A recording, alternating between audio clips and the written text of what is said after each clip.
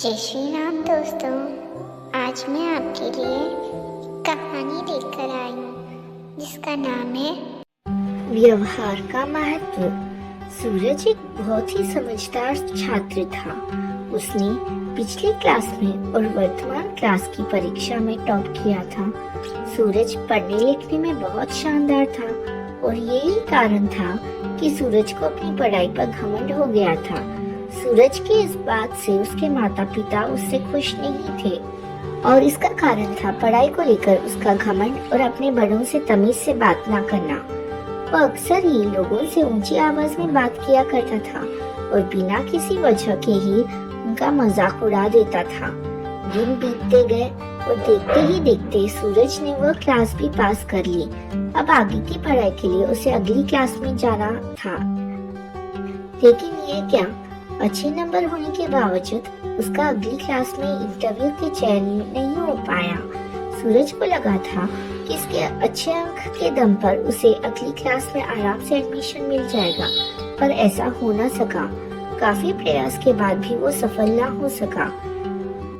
हर बार उसका घमंड, बात करने का तरीका इंटरव्यू लेने वाले को अखर जाता और वो उसे ना लेता। निरंतर मिल रही असफलता से सूरज हताश हो चुका था, पर अभी भी उसे समझ नहीं आ रहा था कि उसे अपना व्यवहार बदलने की आवश्यकता है। एक दिन रास्ते में सूरज की मुलाकात अपने स्कूल के पिछली क्लास के प्रिय अध्यापक से हो गई। वो उन्हें बहुत मानता था और अध्यापक भी उससे बहुत स्नेह करते थे। सूरज ने अध्यापक को सारी बात बताई। क्योंकि अध्यापक सूरज के व्यवहार से परिचित थे, तो उन्होंने कहा, कल तुम मेरे घर आना, तब मैं तुम्हें इसका उपाय बताऊंगा। सूरज अगले दिन मास्टर साहब के घर गया। मास्टर साहब घर पर चावल पका रहे थे। दोनों आपस में बात ही कर रहे थे कि मास्टर साहब ने सूरज से कहा, जाके देख के आओ कि चावल पके कि नहीं। सूरज अंदर गया। उसने अंदर से कहा, सर चावल पक गए हैं, मैं गैस बंद कर देता हूँ। मास्टर साहब ने भी ऐसा ही करने को कहा। अब सूरज और मास्टर साहब आमने सामने बैठे थे। मास्टर साहब सूरज की तरफ मुस्कुराते हुए बोले, सूरज, तुमने कैसे पता लगाया कि चावल पक गए हैं? सूरज बोला, ये तो बहुत आसान था। मैंने चावल का एक दाना उठाया और उसे चेक किया कि वो पके हैं या नहीं। मास्टर जी गंभीर होते हुए बोले, यही तुम्हारे असफल होने का कारण है। सूरज उत्सुकतावश मास्टर जी की ओर देखने लगा तो मास्टर जी ने कहा, एक चावल के दाने ने पूरे चावल का हाल बता दिया। सिर्फ एक चावल का दाना काफी है ये बताने के लिए कि अन्य चावल पके हैं या नहीं। हो सकता है कुछ चावल ना पके हो, पर तुम्हें उन्हें नहीं खोज सकते। वो तो सिर्फ खाते वक्त ही अपना स्वभाव बताएंगे। इसी प्रकार मनुष्य भी कई गुणों से बना होता है। पढ़ाई लिखाई में अच्छा होना उन्हीं गुणों में से एक है, पर इसके अलावा अच्छा व्यवहार, बड़ों के प्रति सम्मान, छोटों के प्रति प्रेम, सकारात्मक दृष्टिकोण, ये भी मनुष्य के आवश्यक गुण हैं और सिर्फ पढ़ाई लिखाई में अच्छा होने से कहीं ज्यादा जरूरी है। सूरज शांत खड़ा होकर मास्टर जी को देख रहा था, जबकि मास्टर जी मुस्कुराते हुए आगे कह रहे थे, तुमने अपना एक गुण तो पका लिया, पर बाकियों की तरफ ध्यान ही नहीं दिया। इसलिए जब कोई अगली कक्षा के लिए तुम्हारा इंटरव्यू लेता है तो तुम उसे कहीं से पके और कहीं से कच्चे लगते हो और अधपके चावलों की तरह ही कोई इस तरह के स्टूडेंट को भी पसंद नहीं करता। मास्टर जी की बात सुनकर सूरज को अपनी गलती का एहसास हो गया था। उसने मास्टर जी से माफी मांगते हुए अपने व्यवहार को सुधारने का वादा किया। दोस्तों, इस कहानी से हमें यह शिक्षा मिलती है कि सिर्फ पढ़ाई में अच्छे अंक होना ही सफलता की गारंटी नहीं है। अच्छे व्यवहार, बड़ों के प्रति सम्मान और सकारात्मक दृष्टिकोण भी उतना ही महत्वपूर्ण है। आत्मविश्वास के लिए इन गुणों पर भी ध्यान देने की आवश्यकता होती है। जय श्री कृष्णा। राधे राधे। जय श्री कृष्ण दोस्तों। गहरे जंगल का जादू। गहरे जंगल का जादू एक नई दोस्ती की कहानी है। कैसे चार दोस्तों ने मिलकर अपने जंगल को खतरे से बचाया और सच्ची दोस्ती की महानता को समझाया। यह कहानी बच्चों को मनोरंजन के साथ साथ महत्वपूर्ण पाठ भी सिखाएगी। एक जंगल में एक चतुर और नटखट खरगोश रहता था। उसका नाम चीकू था। वह हमेशा नई खोजों में रहता था। उसका मन जंगल की हर जगह घूमने में लगता था। एक दिन जब चीकू जंगल में घूम रहा था, उसने सुनी कुछ अनोखी आवाजें। उत्सुकता से वह आवाज की ओर बढ़ा। चीकू ने कहा, यहाँ कौन है? इतनी मजेदार आवाजें आ रही है। जैसे ही वो आवाज के पास पहुंचा, उसने देखा सोमू नाम का एक बड़ा मगरमच्छ एक पेड़ के नीचे लेटा हुआ था। वो कुछ परेशान लग रहा था। चीकू ने कहा, सोमू तुम क्यों परेशान हो? तब सोमू ने कहा, मैं अपने दोस्तों के साथ खेलने का इंतजार कर रहा हूँ, लेकिन कोई नहीं आया।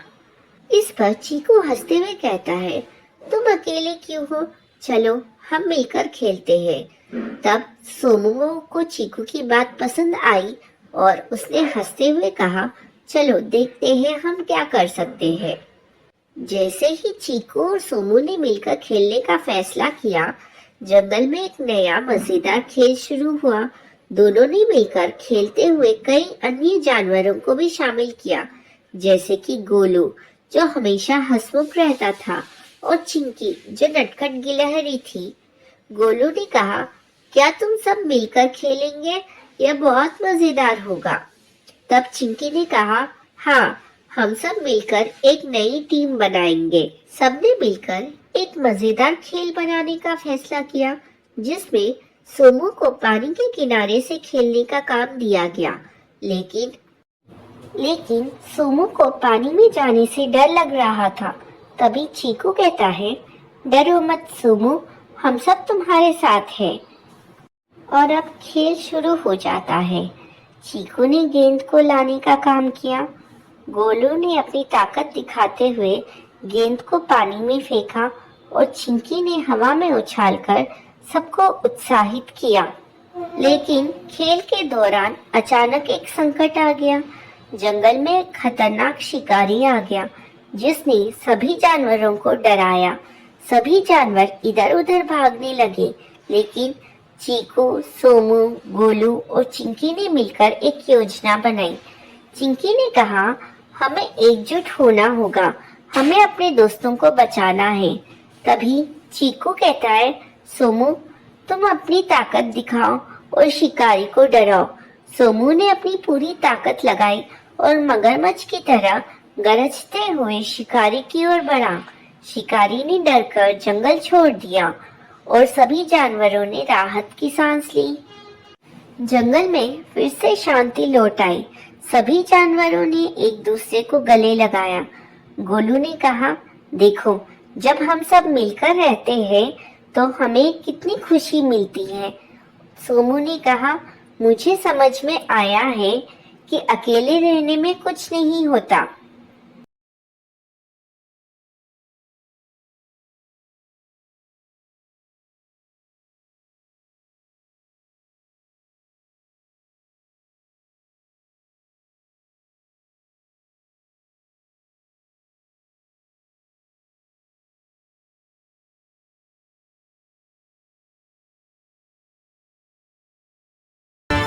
बंदर की पिटाई।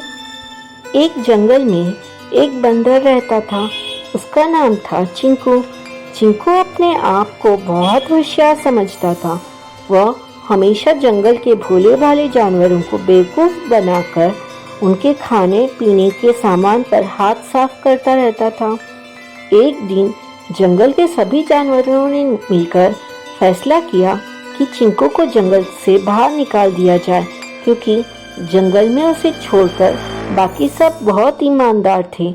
जंगल के राजा शेर सिंह ने सभी जानवरों को पंचायत में बुलाया और कहा कि चिंकू, हम सब ने यह फैसला किया है कि तुम्हें जंगल छोड़कर जाना होगा, क्योंकि तुम जंगल के भोले भाले जानवरों को अपनी बातों के जाल में फंसाकर उनसे खाने पीने का सामान ऐंठते रहते हो। इस पर चिंकू कहता है, महाराज मुझे माफ कर दीजिए, मैं आगे से कभी भी ऐसा नहीं करूँगा। इस पर शेर सिंह कहता है, इसलिए तो तुम्हें जंगल से निकाल रहे हैं, तुम कहीं और जाकर रहो।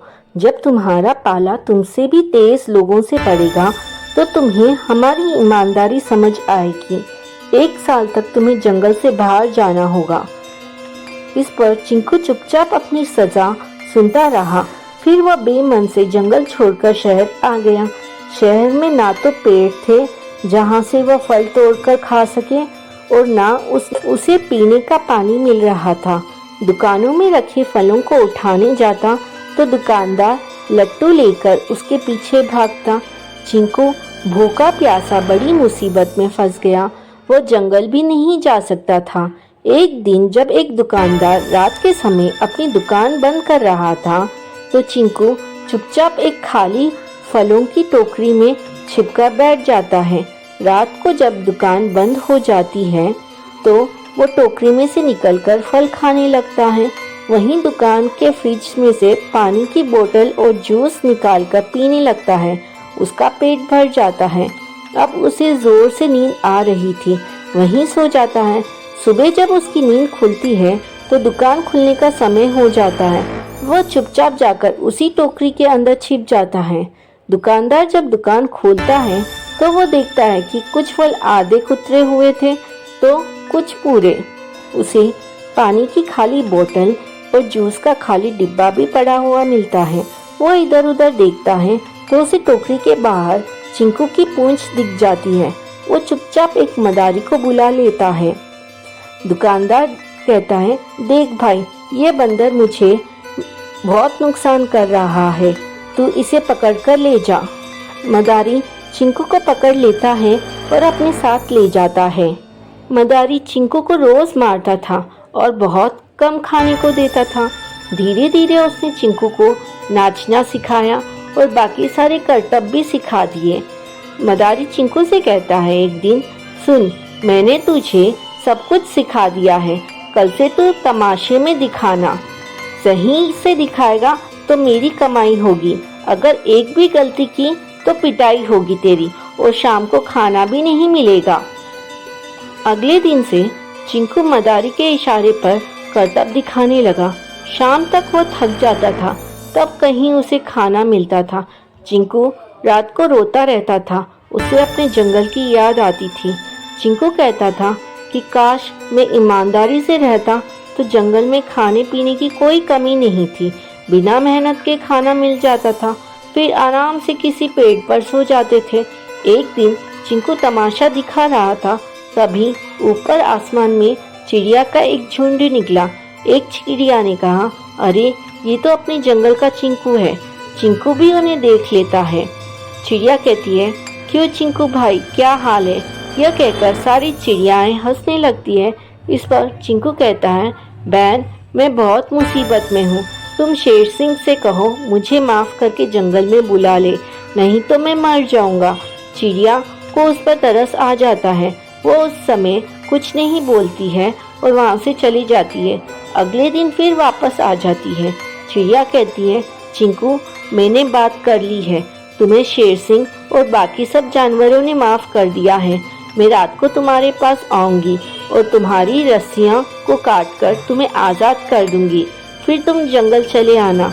रात के समय जब मदारी सो रहा था, चिड़िया अन्य चिड़ियाओं के साथ आई और चिंकू की रस्सियों को काट दिया। चिंकू वहाँ से चुपचाप बाहर आ गया और दौड़ता हुआ जंगल में पहुँच गया। अगले दिन पंचायत में चिंकू ने पंचायत में सबसे माफ़ी मांगी। अब वो ईमानदारी से जंगल में रहने लगा। एक जंगल में एक शेर रहता था। उस शेर का एक दोस्त था चूहा। एक बार शेर जंगल में एक पेड़ के नीचे बैठकर आराम कर रहा था, तभी उसके पैर में उस चूहे ने काट दिया। शेर को बहुत गुस्सा आया। शेर ने कहा, तेरी मौत आई है क्या, जो आज जंगल के राजा के पैरों में काट रहा है? चूहा कहता है, दम है तो मुझे पकड़ के दिखा। शेर चूहे के पीछे दौड़ लेता है। दौड़ते दौड़ते बहुत दूर जाने पर चूहा कहता है, रुको शेर भाई। तब शेर कहता है, क्यों, क्या हुआ? निकल गई सब हेकड़ी? मरना ही था तो मुझे इतना क्यों दौड़ाया? अगर मैं तुम्हें नहीं काटता तो तुम मेरे पीछे नहीं आते, और अगर तुम मेरे पीछे नहीं आते तो तुम यहाँ नहीं सर्कस में करतब दिखा रहे होते। इस पर शेर कहता है, वो कैसे? चूहा कहता है, वो देखो, सर्कस वालों ने जाल बिछाया था। शेर ने कुछ दूर वापस आकर देखा तो सचमुच सर्कस वाले जाल बिछाकर बैठे थे। यह देखकर शेर कहता है, चूहे भाई, तुमने अपनी जान जोखिम में डालकर मेरी जान बचाई है। आज से तुम मेरे दोस्त हो। इस पर चूहा कहता है, ठीक है, लेकिन मेरी एक शर्त है। ये बात तुम किसी को नहीं बताओगे, नहीं तो जंगल के सारे जानवर तुम्हारी हंसी उड़ाएंगे। इस पर शेर कहता है, ठीक है, लेकिन तुम जब भी किसी मुसीबत में हो तो मुझे बुला देना। चूहा कहता है, ठीक है, अब मैं चलता हूँ। इधर शेर उन शिकारियों पर हमला कर देता है।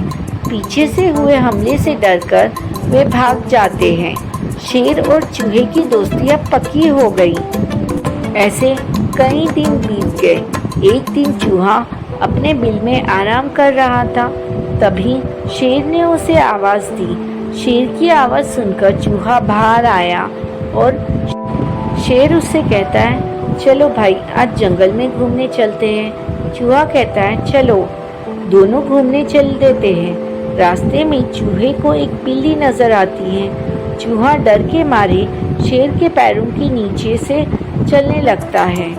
बिल्ली भी शेर के पीछे चलने लगती है। ये देखकर बिल्ली सोचती है कि शेर इसे देखेगा तो अपने पंजों से इसे दबाकर मार देगा, फिर मैं इसे खा लूंगी। बिल्ली को शेर के पीछे जाता देख एक कुत्ता पीछे पीछे चल देता है। बिल्ली चूहे को खाएगी, मैं बिल्ली को खा जाऊंगा। यह सोचकर कुत्ता भी उसके पीछे चल देता है। कुछ और आगे जाने पर एक सियार तीनों को देखता है तो वो भी यह सोचता है कि चलो, शेर के जाने के बाद मैं इन तीनों को खा जाऊंगा। उनके कुछ दूर आगे जाने पर मगरमच्छ पीछे पीछे आने लगता है। ये सोचता है, अगर सियार सबको खा जाएगा तो मैं इसकी टांग पकड़कर पानी में ले जाकर आराम से इसे खा जाऊंगा। इसी तरह इनको चलता देख हाथी सोचता है, लगता है शेर के डर से सब उसके पीछे चल रहे हैं, मुझे भी चलना चाहिए, शायद कहीं सभा होने जा रही है। इस तरह हाथी भी पीछे चल देता है। उनके पीछे इसी तरह पूरे जंगल के जानवर चलने लगते हैं। आगे चलते चलते नदी आ जाती है। शेर और चूहा वहां बैठकर विश्राम करने की सोचते हैं नदी किनारे। जब शेर पलटकर देखता है तो पूरे जंगल के जानवर उनका पीछा कर रहे थे। यह देखकर वो कहता है, अरे तुम सब हमारे पीछे क्यों आ रहे हो? सभी जानवर अपना अपना कारण बता देते हैं। शेर और चूहा दोनों हंसने लगते हैं। शेर कहता है, एक चूहे को खाने के लिए इतने बड़े जानवर लाइन लगाकर बैठे हैं। ये चूहा तो मेरा दोस्त है, खबरदार किसी ने इसकी तरफ आंख उठाकर देखा तो। इस पर चूहा कहता है, शेर भाई रहने दीजिए, मैं तो अपने बिल में ही अच्छा था। तब शेर कहता है, नहीं, आज से तुम कहीं भी घूमो, अगर इस चूहे को कुछ भी हुआ तो मैं इस जंगल के सभी जानवरों को खा जाऊंगा। सभी जानवर उसकी बात सुनकर डर जाते हैं। हाथी कहता है, लेकिन महाराज, हम में से आधे जानवर तो शाकाहारी है।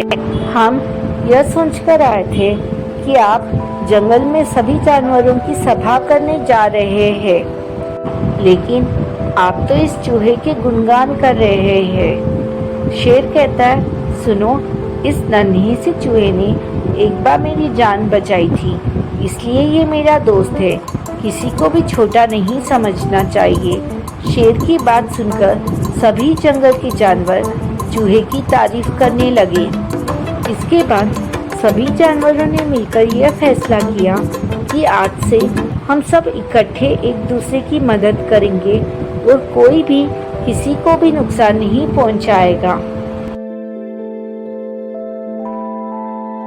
एक बार की बात है, एक बार एक कौवे ने एक जीव को अपनी चोंच में दबा लिया और उड़कर किनारे पर जाकर एक उपयुक्त स्थान देखने लगा। उपयुक्त स्थान देखकर कौवे ने उसे चोंच से निकालकर पंजे में दबा लिया। कौवे की चोंच में दबा हुआ वो जीव एक नन्हा सा मेंढक था। इधर कौवा भोजन मिलने से बहुत खुश था, उधर मेंढक के डर के मारे प्राण सूखे जा रहे थे। वो अपने मन में सोच रहा था कि अगर मैंने कुछ नहीं किया तो आज तो मेरी मृत्यु पक्की है। कुछ तो उपाय करना ही चाहिए, नहीं तो ये कौवा आज मुझे खाकर ही मारेगा। तभी उसके मन में एक युक्ति आई। विचार आते ही उसने हिम्मत बांधते हुए उस कौवे से कहा, प्यारे दोस्त, अगर आप बुरा ना मानो तो मैं आपसे एक बात कहना चाहता हूँ। मेंढक की बात सुनकर कौवा बोला, कहो क्या कहना है। मेंढक फिर से बोला, मित्र, अब तो मैं आपके पास ही हूँ, अब तो कहाँ भागूंगा, लेकिन एक मित्र होने के नाते मुझे आपकी बहुत चिंता हो रही है। कौवा असमंजस में आकर बोला, मेरी चिंता? मैं तो तुम्हें अभी खाने ही वाला हूँ और तुम मेरी चिंता कर रहे हो। आप मुझे कुछ भी समझे, पर मैं तो आपका मित्र हूँ और आपको अपना मित्र ही मान चुका हूँ, क्योंकि आपने मेरी जान बचाई है।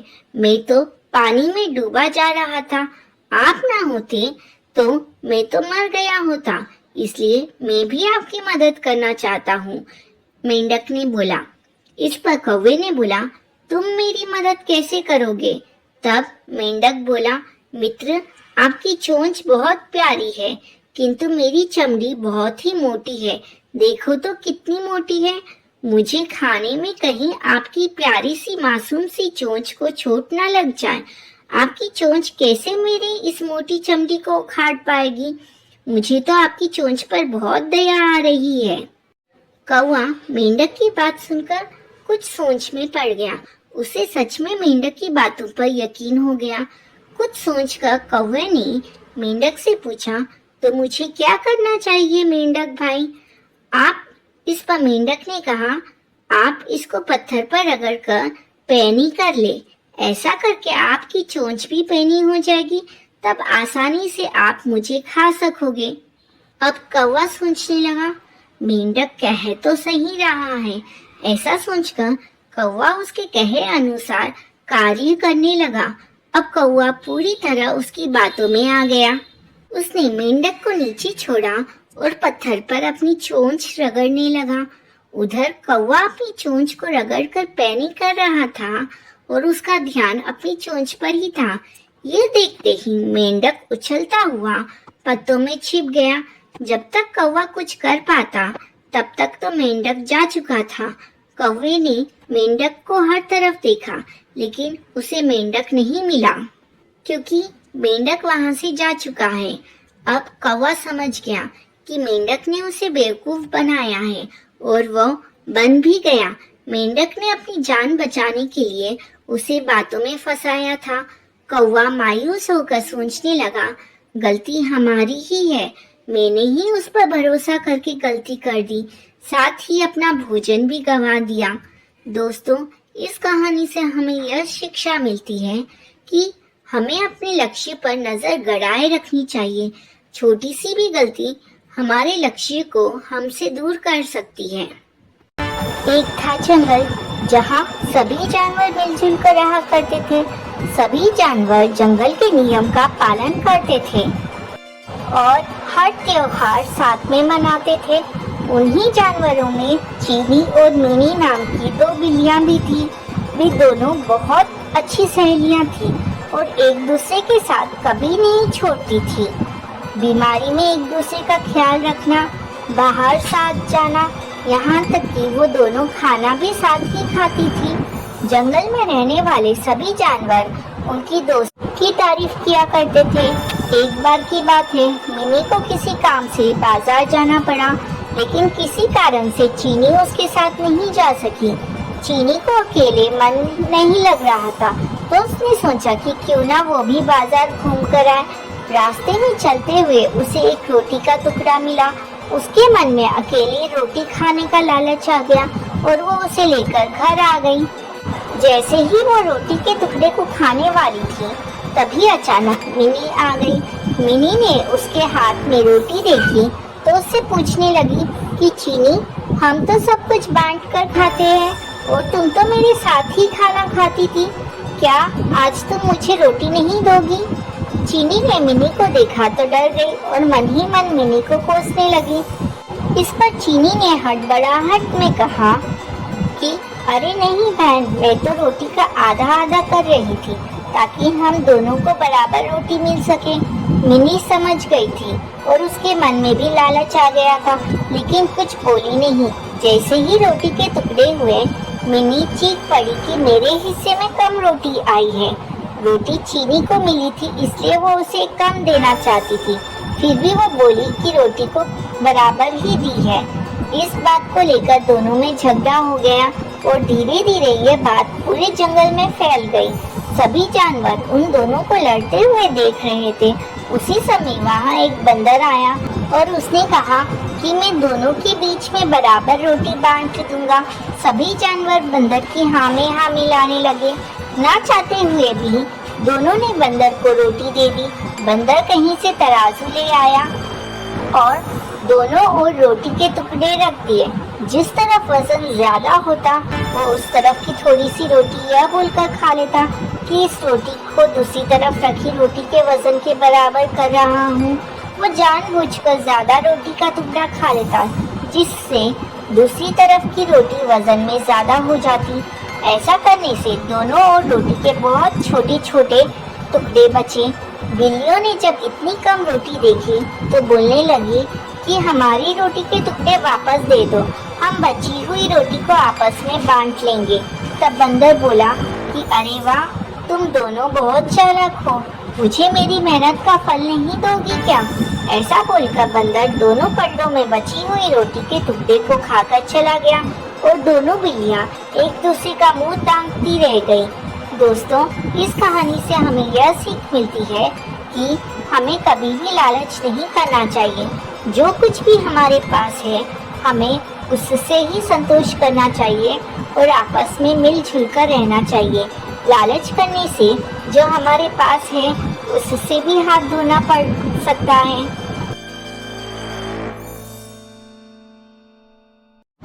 वर्धमान नामक शहर में एक कुशल व्यापारी रहा करता था। जब उस राज्य के राजा को उसकी कुशलता के बारे में पता चला तो राजा ने उसे अपने राज्य का प्रशासक बना दिया। व्यापारी की कुशलता से आम व्यक्ति से लेकर राजा तक सभी बहुत प्रभावित थे। कुछ समय बाद व्यापारी की लड़की की शादी तय हुई। इस खुशी में व्यापारी ने बहुत बड़े भोज का आयोजन किया। इस भोज समारोह में उनके राजा से लेकर राज्य के सभी लोगों को आमंत्रित किया गया।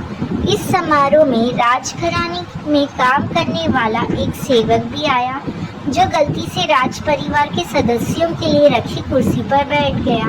उस सेवक को कुर्सी पर बैठा देख व्यापारी को बहुत गुस्सा आता है। गुस्से में व्यापारी उस सेवक का उपहास कर समारोह से भगा देता है। इससे सेवक को शर्मिंदगी महसूस होती है और वो व्यापारी को सबक सिखाने की ठान लेता है। कुछ दिन बाद जब वो राजा के कमरे की सफाई कर रहा था तो उस समय राजा कच्ची नींद में होता है। सेवक मौके का फायदा उठाता है और बड़बड़ाना शुरू कर देता है। सेवक बोलता है, व्यापारी की इतनी हिम्मत जो रानी के साथ दुर्व्यवहार करे।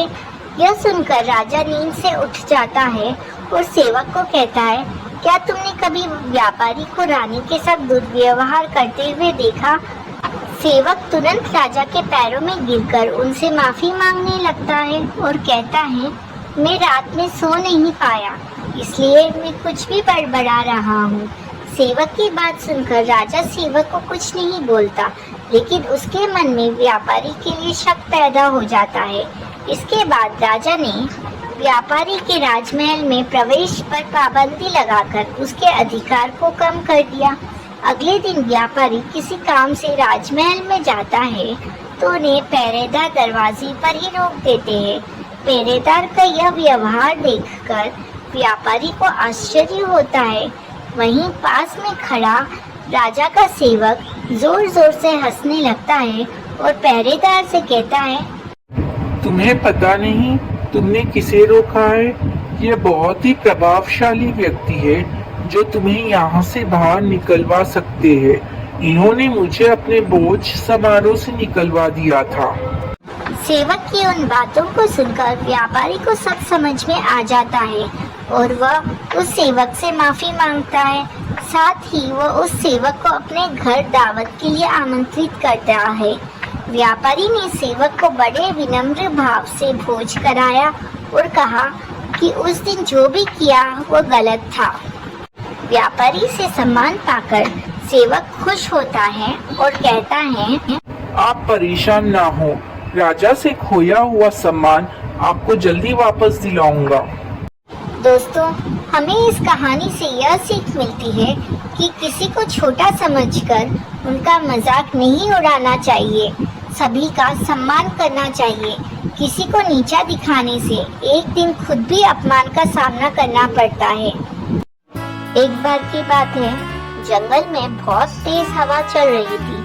तेज हवा से बचने के लिए एक सियार पेड़ के नीचे खड़ा था और तभी उस पेड़ की भारी शाखा आकर गिर गई। सियार के सिर में गहरी चोट लगी और वो डर कर अपनी मां की ओर भागा। उस चोट का असर कई दिनों तक रहा और शिकार पर वह नहीं जा सका। खाना न मिलने से सियार दिन प्रतिदिन कमजोर होता जा रहा था। एक दिन उसे बहुत तेज भूख लगी थी और उसे अचानक एक हिरन दिखाई दिया। सियार उसका शिकार करने के लिए बहुत दूर तक हिरन के पीछे दौड़ा, लेकिन वह बहुत जल्दी थक गया और हिरन को नहीं मार पाया। सियार पूरे दिन भूखा प्यासा जंगल में भटकता रहा, लेकिन उसे कोई मरा जानवर भी नहीं मिला जिससे वह अपना पेट भर सके। जंगल से निराश होकर सियार ने गांव की ओर जाने की ठानी। सियार को उम्मीद थी कि गांव में उसे कोई बकरी या मुर्गी का बच्चा मिल जाएगा जिसे खाकर वो अपनी रात काट लेगा। गांव में सियार अपना शिकार ढूंढ रहा था, लेकिन तभी उसकी नजर कुत्तों के झुंड पर पड़ी जो उसकी ओर आ रहे थे। सियार को कुछ समझ में नहीं आया और वो धोबियों की बस्ती की ओर दौड़ने लगा। कुत्ते लगातार भौंक रहे थे और सियार का पीछा कर रहे थे। सियार को जब कुछ समझ नहीं आया तो वो धोबी के उस ड्रम में जाकर छुप गया जिसमें नील खुला हुआ था। सियार को ना पाकर कुत्ते का झुंड वहाँ से चला गया। बेचारा सियार पूरी रात उस नील के ड्रम में छुपा रहा। सुबह सवेरे जब वो ड्रम से बाहर आया तो उसने देखा कि उसका पूरा शरीर नीला हो गया है। सियार बहुत चालाक था। अपना रंग देखकर उसके दिमाग में एक आइडिया आया और वो वापस जंगल में आ गया। जंगल में पहुंचकर उसने ऐलान किया कि वह भगवान का संदेश देना चाहता है। इसलिए सारे जानवर एक जगह इकट्ठा हो गए। सारे जानवर सियार की बात सुनने के लिए एक बड़े पेड़ के नीचे एकत्रित हो गए। सियार ने जानवरों की सभा में कहा, क्या किसी ने कभी नीले रंग का कोई जानवर देखा है? मुझे यह अनोखा रंग भगवान ने दिया है और कहा है कि तुम जंगल पर राज करो। भगवान ने मुझसे कहा है कि जंगल के जानवरों का मार्गदर्शन करने की जिम्मेदारी तुम्हारी है। सभी जानवर सियार की बात मान गए। सब एक स्वर में बोले, कहिए महाराज, क्या आदेश है? सियार ने कहा, सारे सियार जंगल में चले जाएं, क्योंकि भगवान ने कहा है कि सियारों की वजह से इस जंगल पर बहुत बड़ी आपदा आने वाली है। नीले सियार की बात को भगवान का आदेश मानकर सारे जानवर जंगल के सियारों को जंगल से बाहर खदेड़ आए। ऐसा नीले सियार ने इसलिए किया क्योंकि अगर सियार जंगल में रहते तो उसकी पोल खुल सकती थी। अब नीला सियार जंगल का राजा बन चुका था। मोर उसे पंखा झलते और बंदर उसके पैर दबाते। सियार का मन किसी जानवर को खाने का करता तो वो उसकी बलि मांग लेता। अब सियार कहीं नहीं जाता, हमेशा अपनी शाही मांग में बैठा रहता। वो सारे जानवर उसकी सेवा में लगे रहते। एक दिन चांदनी रात में सियार को प्यास लगी। वो मांस से बाहर आया तो उसे सियारों की आवाज सुनाई दी जो दूर कहीं बोल रहे थे। रात को सियार हूं हूं की आवाज करते हैं क्योंकि ये उनकी आदत होती है। नीला सियार भी अपने आप को रोक न सका। उसने भी जोर जोर से बोलना शुरू कर दिया। शोर सुनकर आसपास के सभी जानवर जाग गए। उन्होंने नीले सियार को हूं हूं करते हुए आवाज निकालते हुए देखा। तब उन्हें पता चला कि ये एक सियार है और इसने हमें बेवकूफ बनाया है। अब नीले सियार की पोल खुल चुकी थी। यह पता चलते ही सारे जानवर उस पर टूट पड़े और उसे मार डाला। दोस्तों, इस कहानी से हमें यह सीख मिलती है कि हमें कभी झूठ नहीं बोलना चाहिए। एक ना एक दिन इस झूठ की पोल तो खुल जाती है। किसी को भी ज्यादा दिनों तक बेवकूफ नहीं बनाया जा सकता।